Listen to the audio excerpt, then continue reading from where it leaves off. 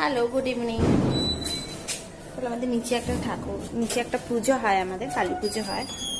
চলো সেটা তোমাদের একটু দেখিয়ে নিই।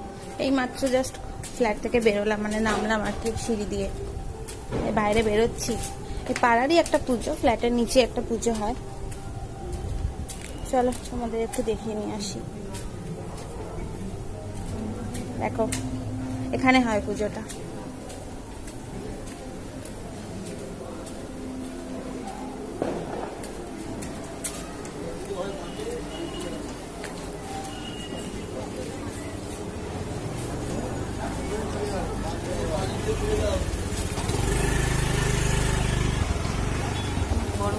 হ্যাঁ, বেশ ভালো বড় ছিল।